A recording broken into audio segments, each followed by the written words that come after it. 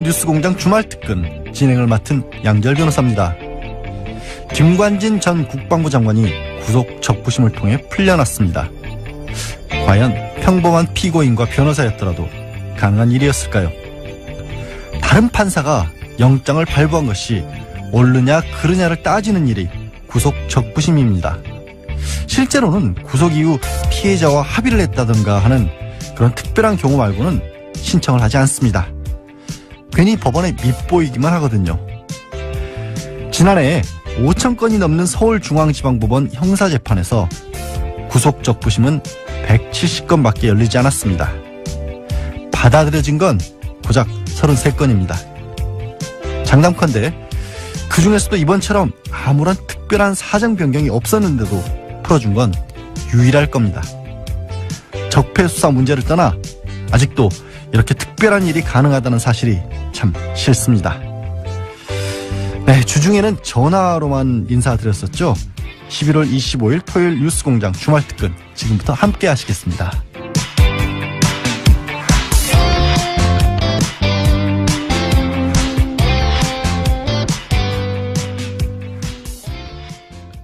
주말특근 이번 주 첫 번째 보내드릴 순서는요. 국민의당 박지원 전 대표의 코너입니다. 11월 23일 목요일 3부에 방송됐었는데요. 다시 들어보시겠습니다.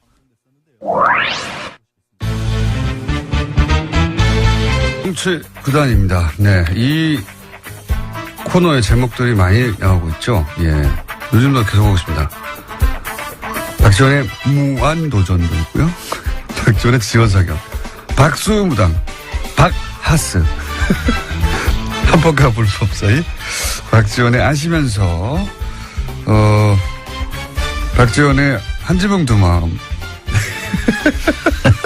등등등 많은 후보 제목들이 오고 있습니다. 지금까지는 지난주까지 가장 높은 호응을 얻었던 적과의 빡침. 자, 이 방송하는 사이에도 계속 보내주십시오. 이 코너의 제목 후보 박지원 전 국민의당 대표 나오셨습니다. 안녕하십니까? 안녕하세요. 네. 뭐 다른 이야기도 많지만 이게 뭐 초미의 관심사였기 때문에 끝장 토론 얘기를 일단 잠깐 하지 않을 수가 없는데 끝장 토론을 하고 나서 이제 대표님이 어제 평화방송에서 통합 찬성은 9명에 불과하다. 예. 이렇게 말씀하셨더니 최명길 의원, 이제 안철수 대표하고 이제 찬성 통합파라고 분류되는 분이죠. 이분은 아니다. 연대, 유보, 찬성 합치면 이분들이 20명이 넘는다, 오히려. 그런데 잠깐. 예.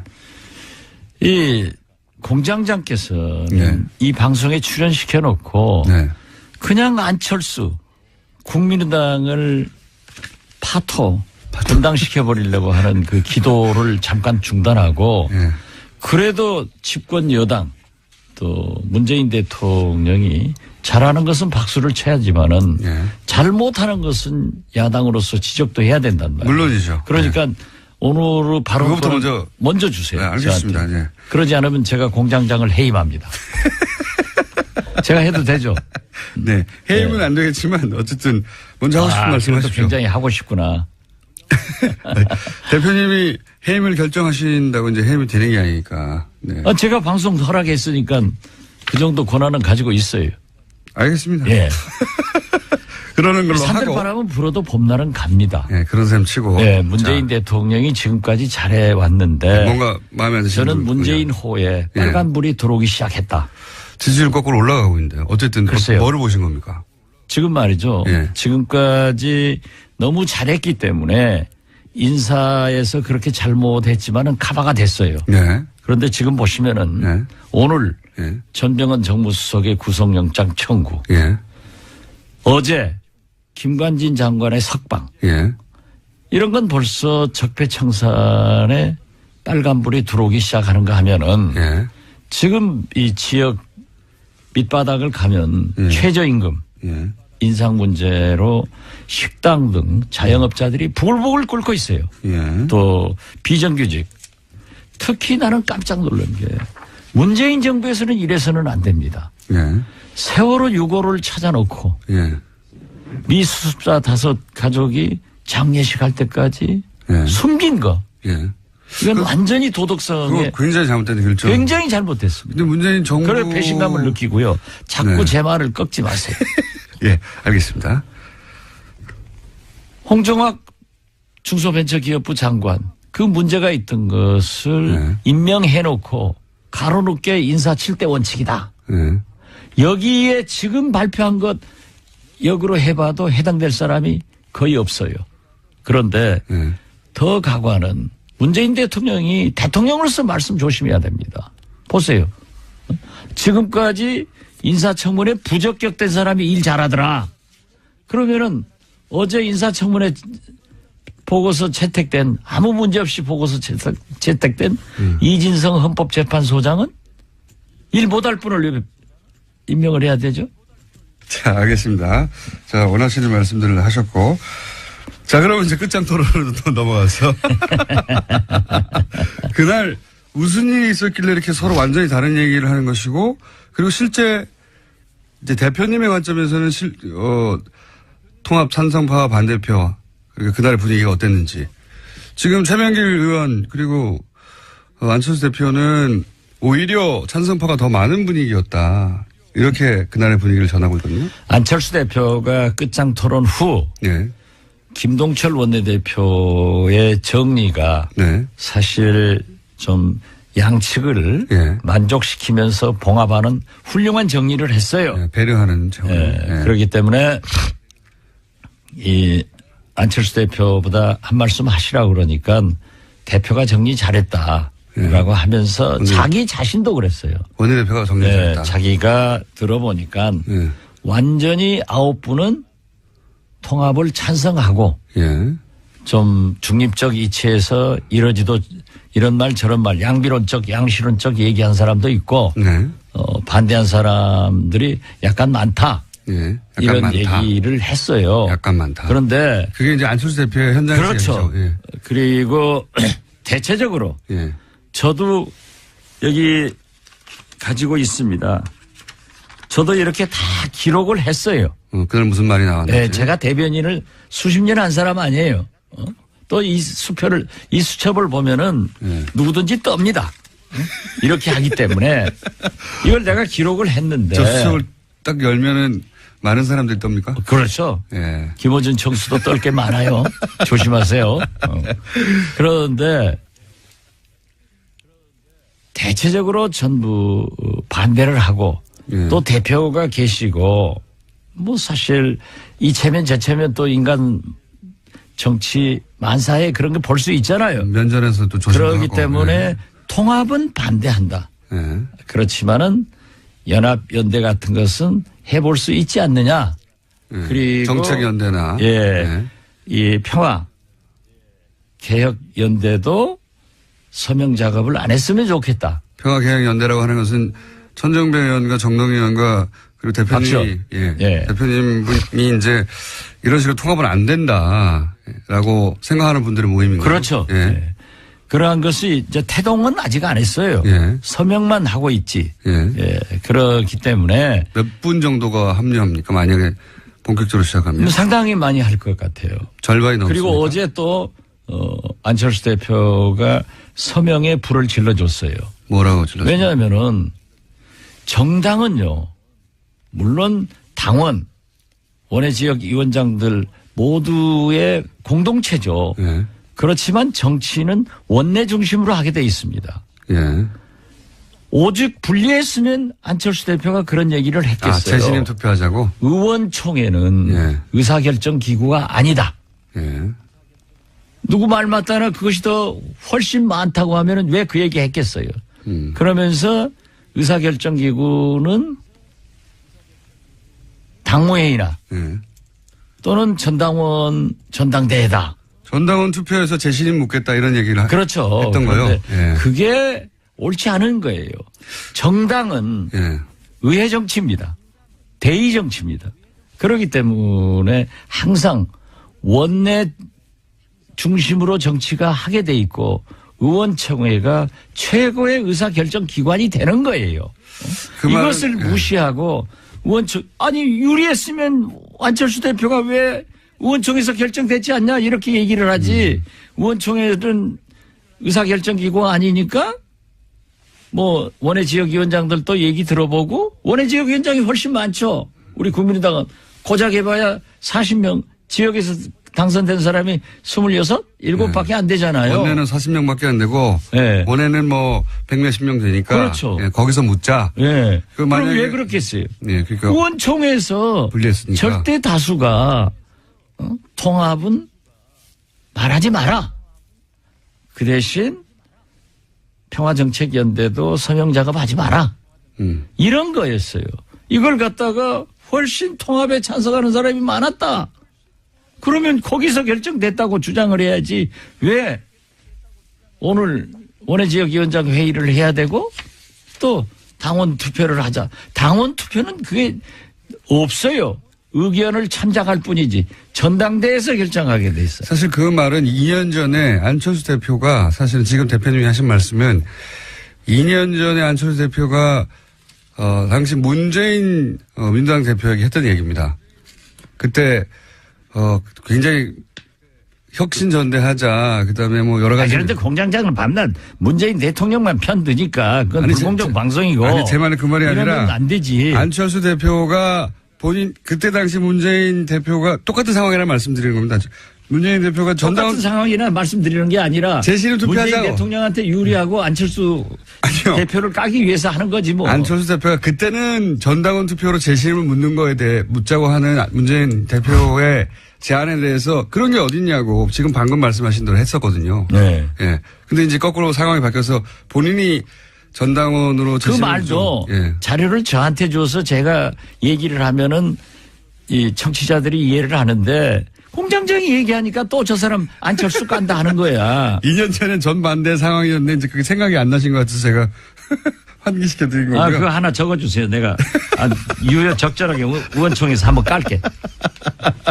2년 전엔 전반대 상황이었다. 예, 예. 그러니까 이제 요는 끝장 토론에서는 통합 반대파가 많았다. 확실히. 그렇죠. 확실했다 그거는. 아니 그것만 봐도 거듭 말씀드리지만은 의원총회에서 통합 찬성파가 많았으면은 안철수 대표가 의원총회에서도 통합 찬성파가 많지 않느냐 이렇게 얘기하지 왜 원외지역위원장 맞습니다. 당원 투표 하겠냐 이거죠. 이건 어떻습니까? 머리가 나빠.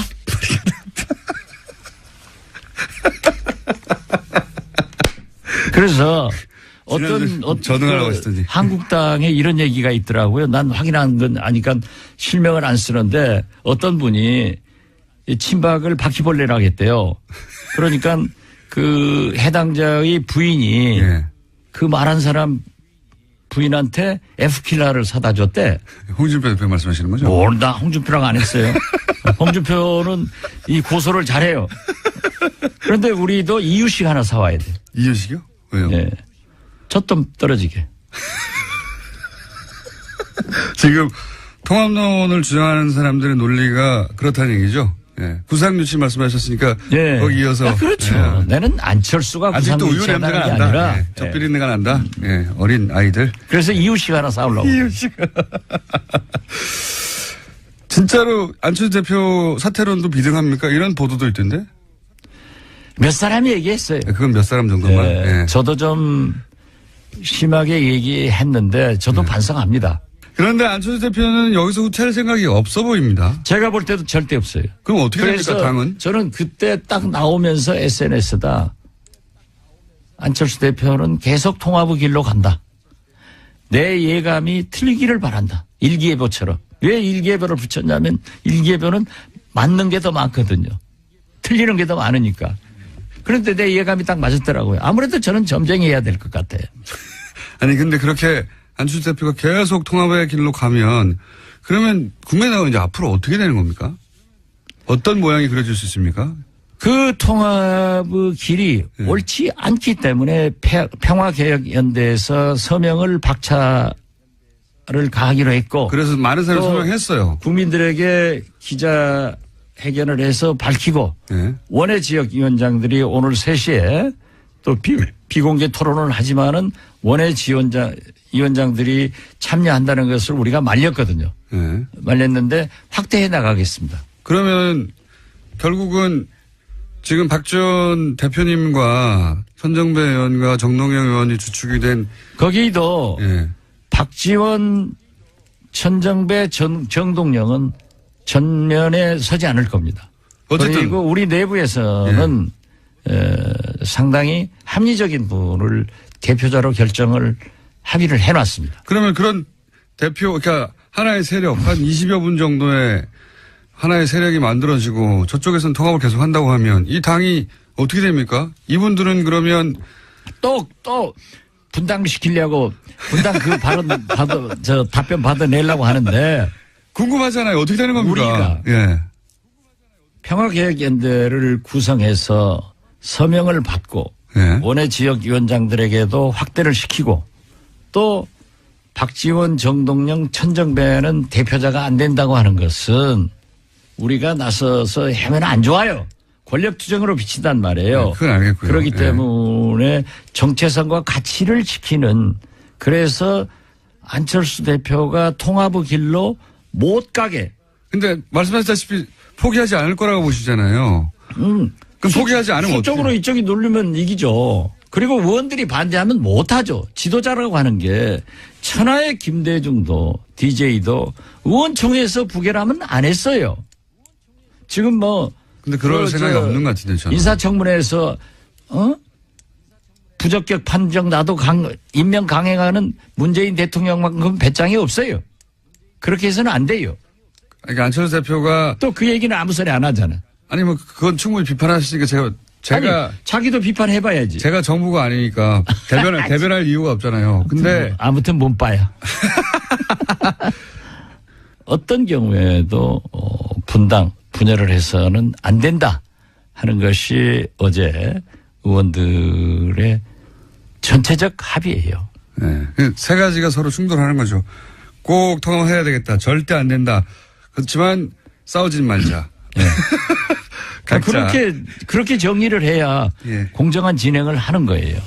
예. 오늘 처음으로 하네. 지금까지 국민의당 박지원 전 대표였습니다. 감사합니다. 감사합니다.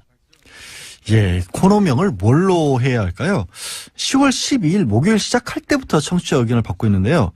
5531님은 박지원의 지금은 맞고 그때는 틀리다. 7833님 박지원의 비밀수첩. 비닐수첩이라고 하셨군요. 박지원의 비닐수첩. 홍인수님은 호시탐탐.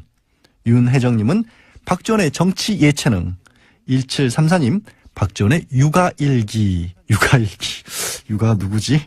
예. 청취자 여러분께서는 어떤 게 마음에 드십니까? 아직 결정되지 않았고요. 샵 0951 50원의 유료 문자 이용하시거나 카카오톡 TBS 친구 맺기 하시면 무료로 의견 보내실 수 있습니다. TBS 게시판, 팟빵 게시판, 페이스북 김호준의 뉴스공장에 의견 주셔도 좋습니다. 여기서 잠깐 아침 교통정보 듣고 갈까요? 하시는데 물증이 없었죠. 2012년 대선 직전 국정원 댓글 수사 당시에 청와대와 국정원, 새누리당, 경찰이 긴밀하게 접촉했던 사실이 드디어 밝혀졌습니다. 이 사실을 단독 보도한 한겨레 20일 김한 기자의 11월 22일 수요일 인터뷰 다시 들어보시겠습니다.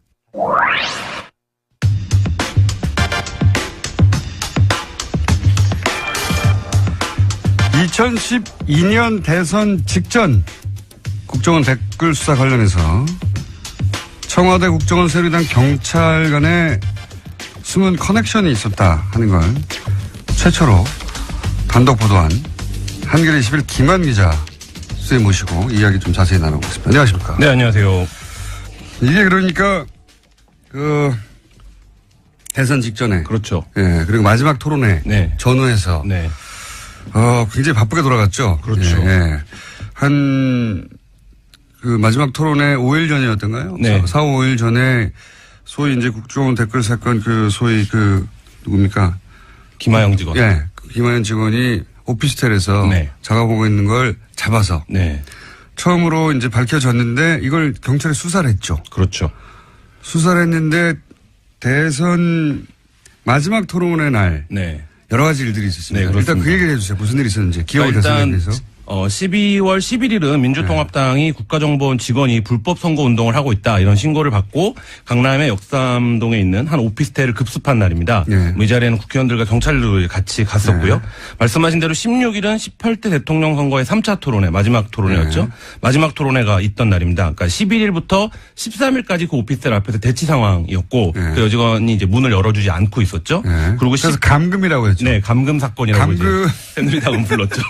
본인이 안에서 문을 잠그고 안 나오는데 감금이라고. 그리고 나와서 이제 13일 날 나와서 경찰이 여러 자료를 요청을 했는데 2개의 이제 자료를 제 기억에 그때 당시에 냈었고요. 그리고 18일 날, 16일 날 마지막 토론에서 박근혜 대통령이 말씀하신 대로 그 사건을 국정원 여직원 감금 사건이라고 규정을 했고 그 토론회가 끝나고 나서 바로 1시간 있다 경찰이 그 사건에 대한 중간 수사 결과를 발표했죠. 당시 토론에 그런 얘기도 있었어요. 그러니까 그 국정원 여직을 이렇게 감금하고 그런 식으로 부모도 못 만나게 하고 그렇죠. 인권을 침해하고 무죄를 기정사실화하고 이제 발언을 했죠. 그리고 이제 뭐 거기서 아무것도 안 나올 경우에 책임져야 된다는 식의 그 박근혜 당시 후보가 굉장히 자신 있게 그렇죠.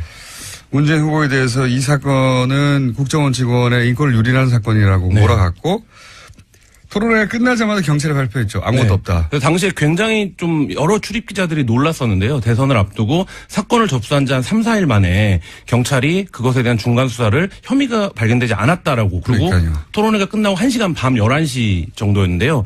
그리고 그때 경찰이 11시에 중간 수사 결과를 발표하고 나서 바로 11분 뒤에 국정원이 입장을 발표합니다. 그래서 당시에도 뭔가의 공조가 있었다. 이런 이제 그때 얘기 그렇게 얘기 많았죠. 네, 의심들은 많았는데 저희가 한겨레 21이 처음으로 이 당 청 그리고 국정원과 경찰의 사각통화 커넥션의 통화 내역을 입수를 했습니다. 본인들이 이게 열심히 했다는 겁니다. 진짜. 네, 그래서 저희가 이것을 3,000번이 넘는 통화를 자기들 다 분석했다. 네. 분석했다고 자랑하는 저희 거고요. 이번 한겨레 21을 보시면 이것을 이제 연결망 분석으로 시각화해 놓은 자료를 보실 수 있는데요. 네, 좀 좋으세요 한번. 네, 그럼 실제 누가 어떻게 통화를 했는지가 자세하게 이제 보실 수가 있는데요. 이렇게 그림으로 나오니까 쉽게 파악이 되는 거군요. 네, 그래서 이번 저희 분석에서 처음으로 이때 이명박 정부 청와대가 이 사건에 연루되어 있을 가능성이 드러났는데요.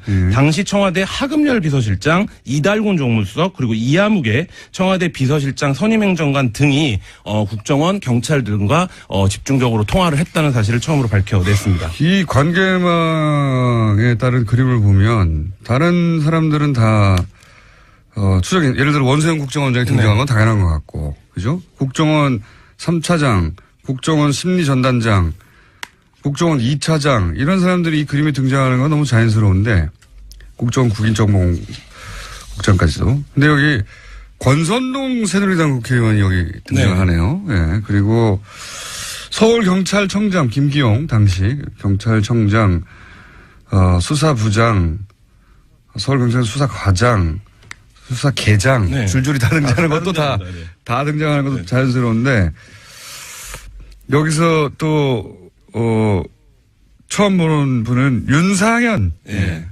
박근혜 박근혜 수행단장이었죠. 예, 박근혜 전 대통령 누나라고 부른다고 하는 윤상현 당시 수행단장과 권선동 새누리당 국회의원이 이 그림에 등장하는. 그래서 그 통화 내역을 분석을 해보면 서로 매칭을 해서 통화를 하는 양상을 볼 수가 있는데요. 네. 예를 들어서 하금열 청와대 비서실장이 박원동 국익정보국장과 통화를 하면 국익정보국장이죠. 박원동은 이후에 민병주 심리단장과 집중적으로 통화를 합니다. 그러네요. 그리고 이정현 공보단장은 차문희 2차장과 집중적으로 통화를 하고 그러니까 본인의 카운터 파트너가 따로 있는 거죠. 그래서 차문희 2차장은 이정현 공보단장 등과 통화를 한 이후에 이정현 공보단장도 등장하네요. 원세훈 원장이랑 또 집중 통화를 합니다. 그러니까 이 연결망들에서 그러니까 예를 들면 당의 누군가가 국정원의 누군가에게 전화를 하면 이 국정원의 누군가가 뭐 공교롭게도 계속 그 내용을 자기 상관이나 혹은 심리전단에게 이 내용을 그 전파하는 이런 형태의 그림들을 볼 수 있고요. 당시 이제 권영세 의원이 선대위 종합상황실장이었는데 권상황실장은 뭐 그 통화 기록으로만 보면 종횡무진 활약을 하시는데요. 뭐 김영판과도 직접 통화하고 김영판과 통화한 이후에 뭐가 석연치 않았는지 박원동에게 또 전화를 합니다. 김영판은 당시 서울경찰청 청장입니다. 그렇죠. 경찰청장과 통화를 하고 박원동 이제 국정원 국익정보국장이나 통화를 하는데요. 바빴네요. 네. 권상황실장은 당일 그러니까 16일 오후에 이미 무죄 판결이 날 것 같은 취지의 발언을 이제 출입 기자들에게 했었었는데요.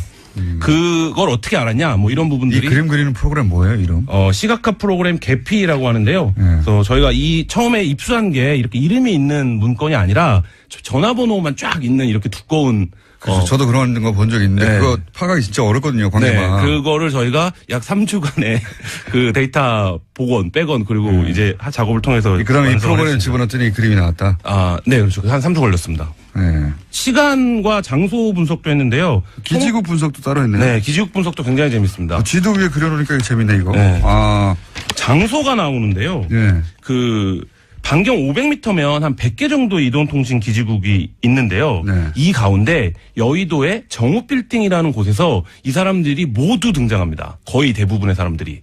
근데 이 정우빌딩은 새누리당 대선 캠프 당사에서 한 140m 정도 떨어진 곳이에요. 그러니까 예를 들면 이 140m 반경에도 한 그 100여 개 이상의 당연히 이제 통신국이 있을 텐데 유독 다 정우빌딩으로 잡힌다는 거죠. 이거는 그러면 일종의 당시 여러 가지 상상이 일어나시죠. 캠프. 네. 그러니까 이게 이제 드러난 캠프가 아니라 네. 은밀한 캠프였을 수 있네요. 왜냐하면 여기에 국정원 차장, 이정현 당시 공보단장, 권영세 당시 종합상황실장, 국정원 대변인, 국정원 심리전단, 국정원장, 서울지방경찰청 청장 김용판 청장. 네. 그러니까 국정원 직원과 경찰청장과 새누리당 의원과 캠프의 인사들이 다 모인 거죠? 네, 그렇죠. 그래서 저희가 이 통신기록 수사 전문가인 현직 경찰에게 이것을 어떻게 판단하겠느냐라고 이제 물어봤는데 일단 그 정보가 부족하다. 왜냐면 이 앞뒤로 통화를 어디다 했는지를 확인을 해봐야 된다. 일단 동선을 다 모였잖아, 짜려면. 자기들끼리. 그렇죠. 근데 이 정도 기록이면 의지가 있으면 바로 수사를 해볼 수 있는 단계라고 자기는 본다. 이건 안가 같은 것이 있었거나. 네. 예. 아니면 비밀 캠프가 예. 있었거나. 비선 캠프, 비밀 캠프. 비밀 캠프일 수밖에 없어요. 왜냐하면 경찰청장과 국정원의 고위 간부와 새누리당과 캠프의 인사들이 한꺼번에 모였으니까요. 그렇죠. 그럼 뭐 국정원 측에서는 거기에 국회 관련된 무슨 회의가 있었다 이런 식으로 이제 해명을 하고 있는데 제가 보기에는 확인이 필요해 보입니다. 국정원 아지트였을 수도 있겠습니다. 국정원 인사들이 더 많네요. 국정원이 당시에 뭐 국회 정보위원회가 거기서 열렸다거나 이런 부분들을 확인, 뭐 추가적인 확인이 필요하긴 한데요. 국정원이 대선 기간에 여의도에 사무실을 운영하는 것도 사실 비정상적인 상황이긴 하죠. 그림을 그리는 게 재밌네요. 그 외에 또 특별한 장소 있나요? 또 한 가지 장소가 드러나는데요. 종로구 창성동 청와대 부속청사 주변입니다. 여기서는 대통령 비서실과 경찰, 국정원의 핵심 인물들이 모두 통화 기록이 잡혀 있는데요. 예를 들자면 12월 10일 아침 청와대 부속청사 기지국에서 하금열 대통령 비서실장이 박원동 국정원 국익정보국장에게 전화를 걸었는데 이 전화를 건 이후에 그 원세훈 국정원장, 하경준 국정원 대변인, 김용판 경찰청장에게 같은 기지국에서 전화를 잇따라 겁니다. 그리고 김용판 청장도 여기서 이제 발신이 잡힌 적이 있는데 청와대 부속청사는 그렇다고 치고요. 이 지도에 나와 있는 대양건설에서는 왜 김용판, 원세훈, 하금열 이런 분들 국정원장과 경찰청장과 대통령 비서실장이 왜 여기 대양건설에서 건물에서 네. 이건 왜 대양건설이 무슨 관계가 있나요? 김용판 총장은 자기가 거기다 왜 잡혔는지는 모르겠다. 근데 뭐 자기 집에서 전화를 걸면 거기서 거짓말! 잡히기도 한다. 뭐 이렇게 해명을 하긴 했습니다. 네. 자기 집에서 전화를 걸면 대양건설에서 근처에 어디에 사시나 봐요. 그래서 자기 어디로 구체적으로 잡히는지 모르지만 그러면 기지국 발신까지 그럼 원세훈 원장도 거기 근처에 삽니까? 모르겠습니다. 김용판 청장 그리고 하금열 비서실장도 거기 살고 다 거기 기자가 살아요? 수사권을 갖고 있지는 않기 때문에 수사 필요한. 아이고 굉장히 재밌습니다. 네. 당시 여당 새누리당이 다 짜고 했다는 거 아니에요. 그렇죠. 그리고 이건 거대한 국가 범죄 아닙니까? 그렇죠. 기억하시겠지만 이 수사를 해보겠다라고 하는 당시 윤석열 검사와 최동욱 청장을 혼외자 보도로 청장을 찍어내고 그다음에 윤석열 검사를 그때 이제 한직으로 보내고 이렇게 해서 검찰도 다 망가뜨린 사건인데요. 그러니까 이건 그냥 넘어가면 안 되는 거 아닙니까? 이 정도 거대한 범죄면 게다가 이거 얼마나 뻔뻔합니까? 지금 국정원이 나중에 밝혀진 걸 보면 이 댓글 사건이 밝혀지면 조직의 존폐가 그렇죠. 최근에 위태로울 사건이라고 하는 걸 뻔히 알고 있었는데도 불구하고 아무 죄 없는데 상대방한테 씌운 거 아닙니까? 아무 죄 없는데 우리한테 왜 이러냐고. 그렇죠. 그리고 그 당시에 그 중간 발표를 통해서 그 개뻔뻔이네, 개뻔뻔. 네. 그 선거 판례 자체가 뭐 골든크로스가 지났다 이런 분석들이 그 당시에도 있었는데 뭐 그것까지 염두에 두고 경찰도 움직이고 국정원도 플레이를 하고 그 과정에서 모든 상황을 거짓말로 일관을 했죠. 전부 다. 아니, 거짓말 정도가 아니라 상대방한테 뒤집어 씌운 거잖아요. 그렇죠. 예. 네. 그 선거 영향을 주려고 모두가 한 몸으로 움직인 거니까 그게 구체적으로 어떻게 밝혔는지는 한겨레 20일 말고 이 방송을 들으시면 됩니다. 여기서 다 말했으니까. 그림은 자세하게 이쁘게 뽑으셨네요. 네, 그래픽으로. 네, 뭐. 재밌는 걸 떠나서 넘어서서 네, 경찰 수사를 반드시 해야 됩니다, 이 사건. 굉장히 의미 있는 수사를 촉구할 수밖에 없는 보다 보면 고생하셨습니다. 네, 감사합니다. 지금까지 한겨레 21의 김한 기자였습니다. 네, 이 코너 후폭풍이 상당했죠. 김한 기자 인터뷰 나가고 그러니까 한겨레 21 보도와 뉴스공장 인터뷰 이후에 검찰이 김병찬 용산서장을 상대로 전격적으로 압수수색을 실시했습니다. 김병찬 용산서장은 당시 서울청 수사 2계장이었는데요. 국정원 여직원의 구속영장 신청을 만류하는 전화를 했습니다.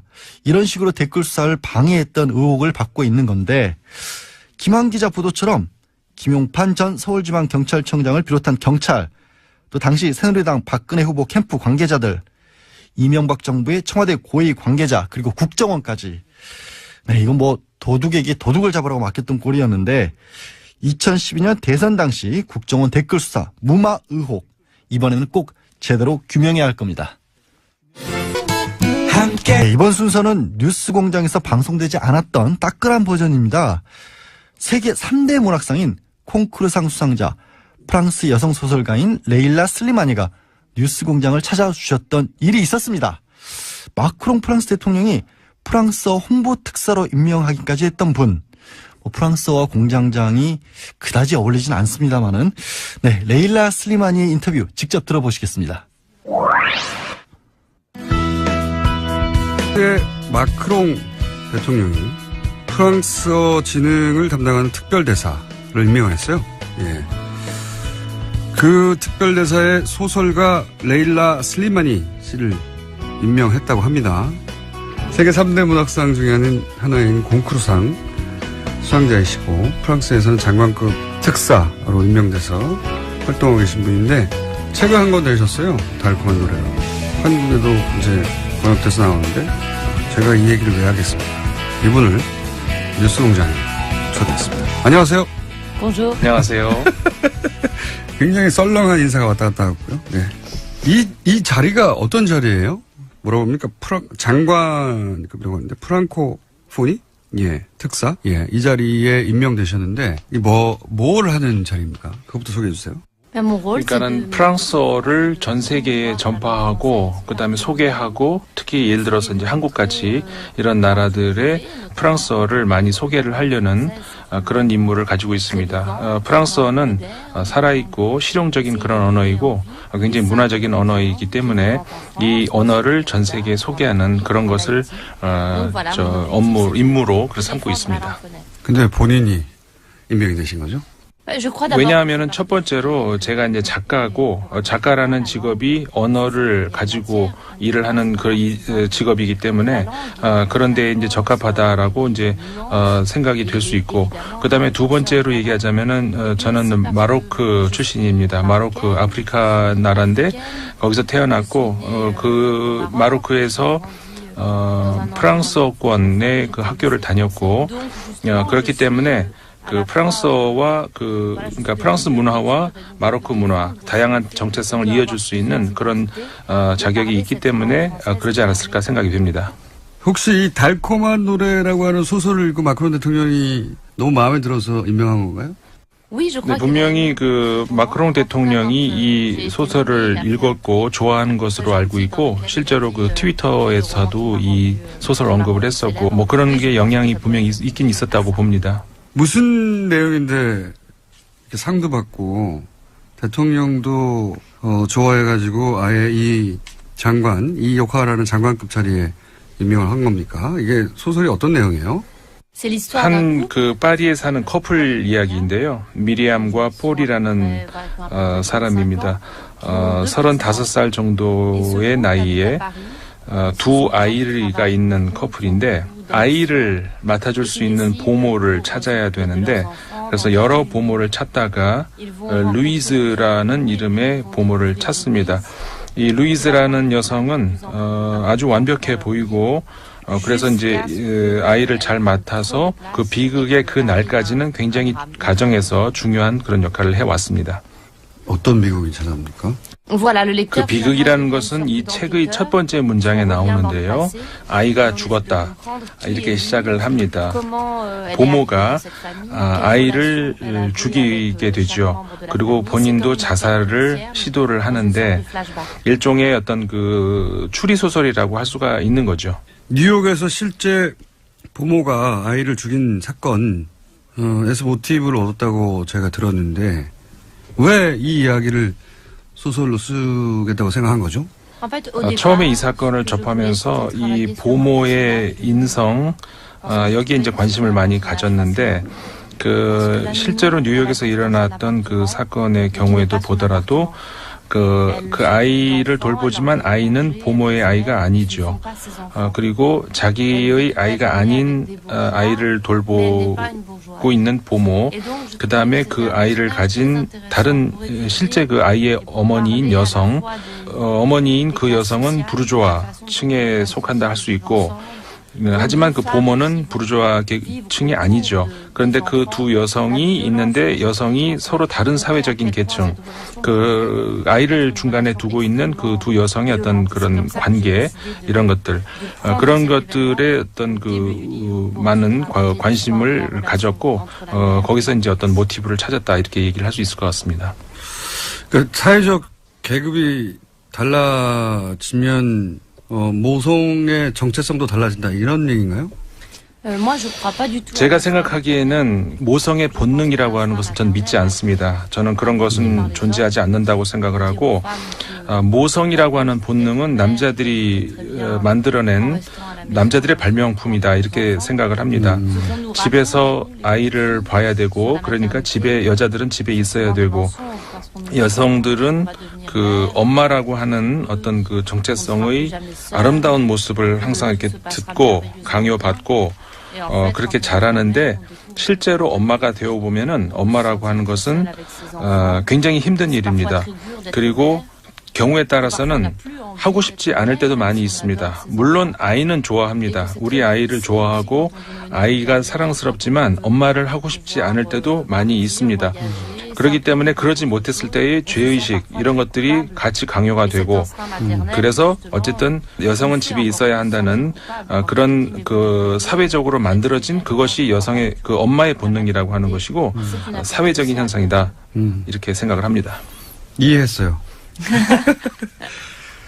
혹시 본인이 이 모로코 출신으로서 모로코에서의 여성 인권의 현장과 프랑스에서의 그 인권의 격차를 직접 경험하면서 더 빨리 혹은 깊이 눈 떴다고 할까? 빨리 눈 떴다? 혹은 뭐 그러니까 본인이 가지고 있는 경계인으로서의 삶이나 이런 게 여기에 영향을 미쳤냐 이 소설에 그게 궁금합니다.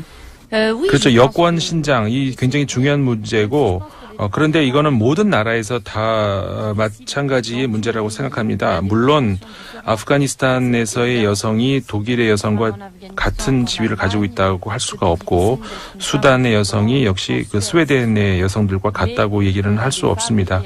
하지만 지금 지구상의 모든 곳에서 다 공통되는 문제라는 것은 분명해 보입니다. 그리고 그래서 말씀하신 것처럼 그 모로코에서의 그 경험 이런 것들이 분명히 저한테도 이런 문제를 민감하게 받아들일 수 있게 이제 만들었고 그 여성들의 환경이 있었습니다. 제가 20살 무렵인데 그 2004년입니다. 그 당시에 큰 어떤 그 정치적인 어떤 개혁이 있었기 때문에 그 지금의 모로코의 여성들은 많이 나아진 삶을 살고 있는데 그 전에만 하더라도 예를 들어서 여성은 이혼을 요구할 수가 없다든가 남성들이 아이를 볼 수 있는 반면 여성들은 아이를 볼 수 없게 만들 수도 있다든가 그 굉장히 남성 중심의 그런 사회였었던 것이었죠. 그런 것이 나한테 좀 더 이렇게 예민하게 또 민감하게 문제를 볼 수 있었다 이렇게 생각할 수 있을 것 같습니다. 알겠습니다. 주제의식은 충분히 이해했고요. 예. 근데 마크롱은 요새 왜 이렇게 인기가 떨어져요? 지난번 선거 같은 경우에 굉장히 어려운 선거였습니다. 대선의 경우 우파의 이제 피용 후보 같은 경우에 많은 스캔들이 있었고, 그다음에 르펜 후보 같은 경우에 굉장히 높은 스코어를 얻었었던 것, 사회당의 추락. 이런 것들로 인해서 이제 그 굉장히 어려운 선거였고, 시민들 입장에서도 프랑스 국민들도 정치에 대해서 굉장히 지겹다 하는 그런 생각을 많이 가지게 만드는 그런 거였었습니다. 그래서 정치인들에 대해서 많이 기다려주기가 어려운 그런 상황이었던 거죠. 그래서 마크롱 대통령이 당선이 됐습니다마는 일단 정치인들에 대한 어떤 그 시민들의 기대, 그런 것들은 굉장히 그 엄격하고 쉽게 기다려주기가 어려운 것 같습니다. 그 프랑스 국민들의 실망감 이런 것이 크고 정치라고 하는 것에 일종의 혐오감을 가지고 있는 것 같습니다. 그러니까 이제 지난 대선이 어려웠고, 그다음에 극우 르펜의 부상을 막아야 했고, 그런 전반적인 상황은 저도 알고 있는데 지금 이렇게 당선되자마자 인기가 급격히 하락하는 근본적인 이유가 뭐냐. 그게 마크롱의 잘못이냐, 아니면 프랑스의 지금 방금 이야기한 정치 혐오 때문이냐.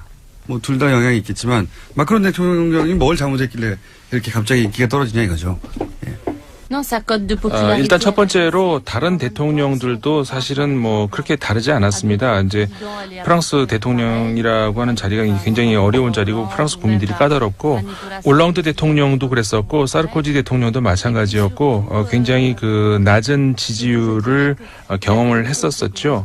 그 프랑스 국민들이 지금 정치권에 대해서 오래 기다려주지 못하는 급한 그런 게 있죠. 그래서 마크롱 대통령이 당선된 이후에 짧은 기간 안에 무언가를 보여주지 못했다는 그런 것 때문에 아마 지지율이 큰 폭으로 떨어졌던 그런 면이 있지만, 지금 그 프랑스를 봤을 때 과거에 비해서 파업이라든가 이런 것들이 굉장히 많이 줄어들었습니다.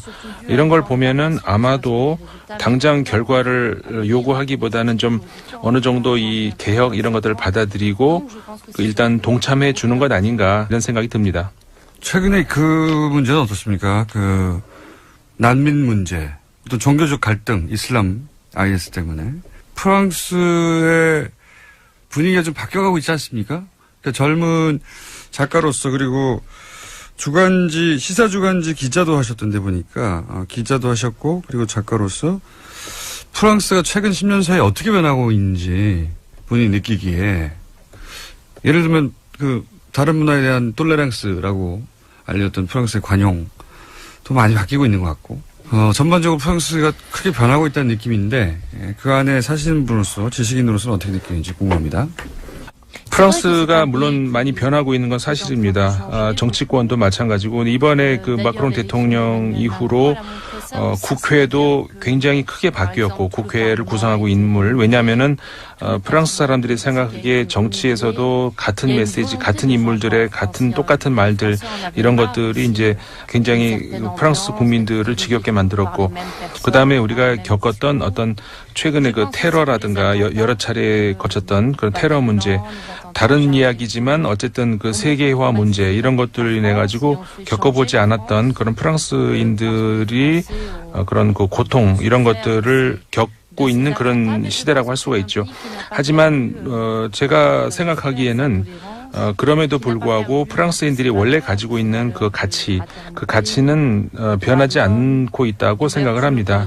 테러가 발생한 이후에도 그런 유형의 테러가 나왔다고 한다면은 굉장히 증오, 그다음에 외국인에 대한 혐오, 이런 것들이 있을 수 있었음에도 불구하고 프랑스인들의 그 태도를 봤을 때는 전혀 그렇지 않았고, 박애 정신이라든가 이런 것들은 여전히 살아 있다는 것을 우리가 이제 볼 수가 있습니다.